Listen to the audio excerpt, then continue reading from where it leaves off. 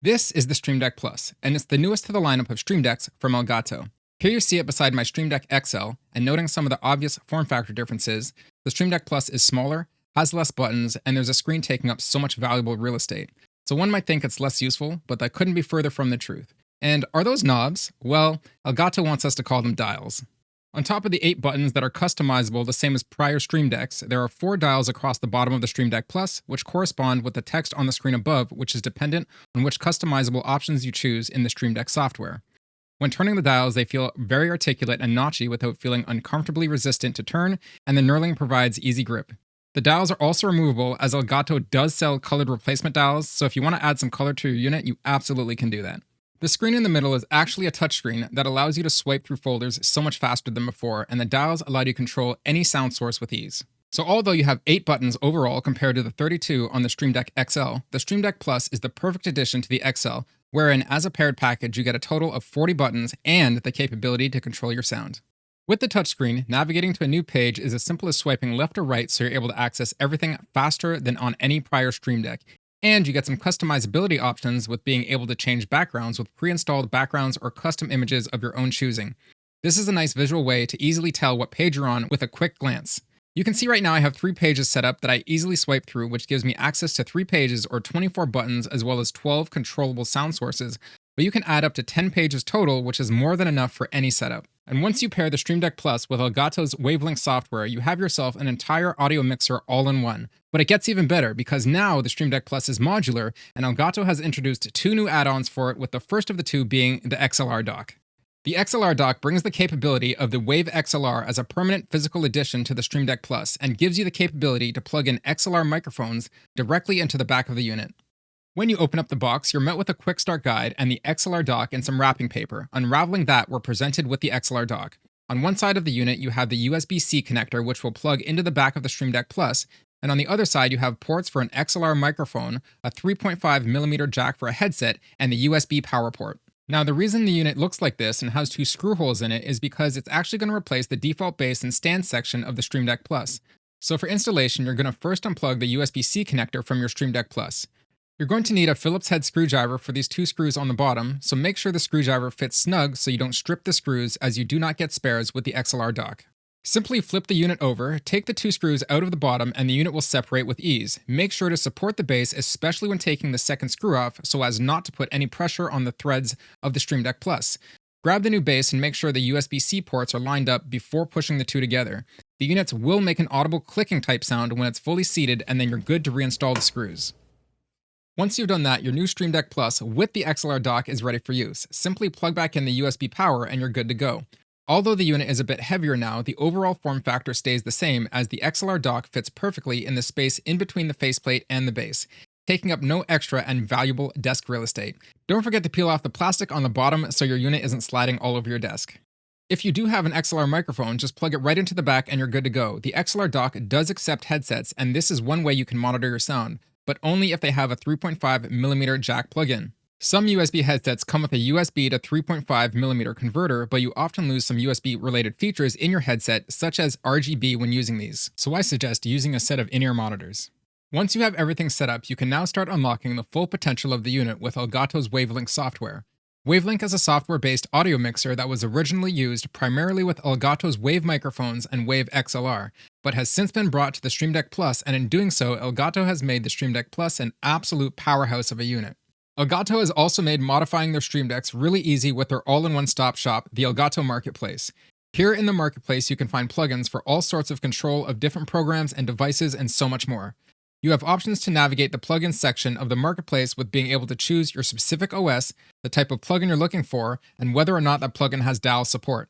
But Elgato didn't stop there. They've included a full suite of options to fully customize and upgrade your stream, with some graphics, which includes things like overlays, alerts, badges, emotes, counters, and other design resources, such as graphics for going live posts or even media kits.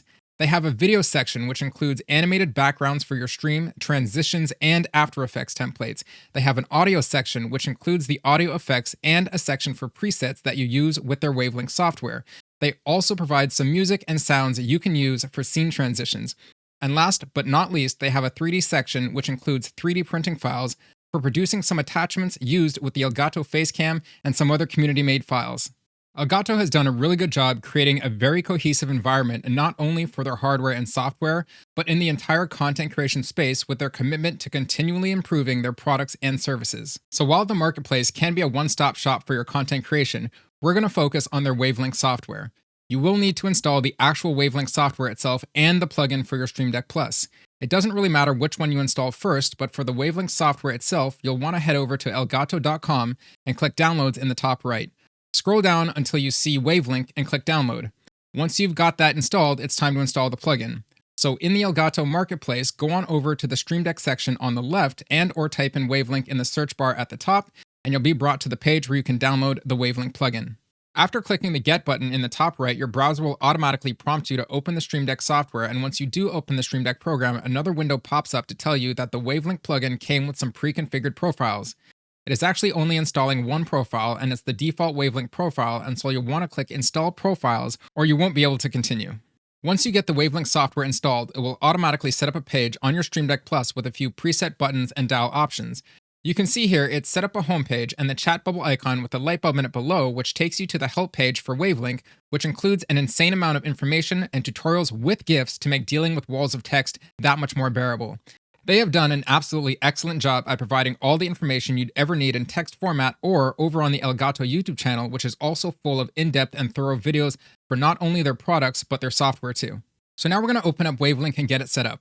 At this point, if you did connect an XLR microphone to your XLR dock Streamdeck Plus unit, it will automatically pop up as the first input in Wavelength. Clicking the drop-down menu will give you some options related to your microphone's gain, your headphone's output, volume, and mix, and some basic audio enhancements with a low-cut filter and a clip guard so your audio doesn't peak into the red when getting loud. In the drop-down, you are able to rename the microphone to anything you want. In my case, I didn't want my Shure SM7B as the default name, so I renamed it accordingly. As well as some of the more straightforward settings here, in the microphone input section, the XLR dock can provide up to 75 dB of gain and 48 volts of phantom power, so be sure to click that if you have a condenser mic. In the headphone section, there is a low impedance mode for headphones that require it, and in the audio enhancement section, if you use an Elgato Wave microphone, there is a Wave gain lock for preventing certain programs from overriding your Wave microphone's gain levels.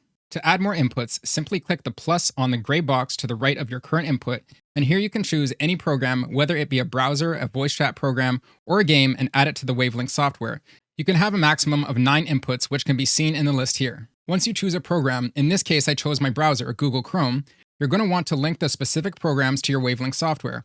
This is simply telling Windows to send audio outputs into the Wavelength like a real mixing board, to then be controlled via the Streamdeck Plus. So click the second icon in at the top right, and in my case, I will scroll down until I see my browser, which is Chrome, and set the top box, the output box, to the Wavelength browser option. Back in the Wavelength software, I now have linked my browser sound to an input, and now if I want to be able to control that sound level via my Streamdeck Plus, I need to open the Streamdeck software and choose Input from the list under Wavelength. I know it's a little confusing because input has a microphone icon, and that's usually what one would think, but in this case, think of it like your browser is inputting sound into your mixer, and you're choosing that specific input to control. The output section is choosing whether or not you want to control your monitor mix or your stream mix when adjusting volume on the Streamdeck Plus. Which leads us into the next section, your audio mixes. In the Wavelength software, each input has 2 icons below 2 volume sliders. The headphones signify sound that is going to the 3.5mm jack on the back of the XLR dock, and the radio broadcast icon is for a mix that's purpose is to go out to your stream. Usually when streaming, you have multiple sound sources added into OBS, but with this setup, you can use just one sound source, your Elgato Stream Mix. This simplifies things on the OBS side and lets Wavelength handle all of your audio needs. There are 2 mixes so that you can do things like hear what your audience hears live and be able to make on-the-fly adjustments or be able to monitor your own voice or other sounds in various recording situations. You can control the volume that each program is sending to each separate mix by adjusting the sliders up or down on each separate input. And you can also lock the volume ratio if you have it set perfectly and want them to stay at the same ratio when adjusting the overall volume of that input up or down. Lastly, and one of the best features of Elgato's Wavelength software are the audio filters that they provide for free that you can add to your microphone to improve the overall quality of your sound. Furthermore, you can even import custom VSTs that will work natively in the software. In my case, I'm currently using the EQ and noise removal filters, and I think they work fantastically. Elgato has made it very easy to understand how to use the EQ for people who may be intimidated by even seeing traditional EQs, and if you're lost, they have tons of videos and tutorials on the help page that explain everything in great detail. The noise removal filter is the easier of the two to understand, with you simply needing to turn it on or off and then adjusting only a threshold and release slider, but the EQ isn't that much more difficult. When opening up the EQ filter, it may look overwhelming, but Elgato provides immediate help in the top right with the book icon that gives you a quick animated rundown of how to use this filter. There are 6 sections to adjust, with each colored circle being what you drag around to adjust the overall audible shape of your voice, with a basic understanding being that the left controls more bass, the mid sections control the mids, and the section on the right controls the highs. And Elgato has made it even easier to understand with the labels underneath showing what each section adjusts. From left to right, you have the rumble and sub-bass section, then you have the boom and warmth section, the boxiness section, how nasally or not you want your voice to sound, presence, and finally the airiness of your voice. I suggest putting each section to the extremes to understand and hear how they are molding your voice, and you can do this in real time by listening to your own voice through your monitor mix. Although there is a headphone jack on the XLR dock, you are not required to make that port your monitor mix. As you may have noticed, I have my monitor mix set to my SteelSeries USB headset, and it works perfectly. Once you find your perfect mix, you can save it by clicking just to the left of where it says Elgato Equalizer, and here you'll find your presets, including ones you may have downloaded from the marketplace. So the Streamdeck Plus with the XLR dock is an absolutely fantastic combination. I know it's helped elevate my content, so if you are a live streamer or content creator looking for an all-in-one audio solution, look no further than Elgato with the Streamdeck Plus and XLR dock. It is an absolutely fantastic unit. You will not be disappointed having ability to control all your streams, graphics, sound, and have an all-in-one mixing board good to go. So if you like content like this, please hit that like, share, and subscribe, and I'll see you in the next one.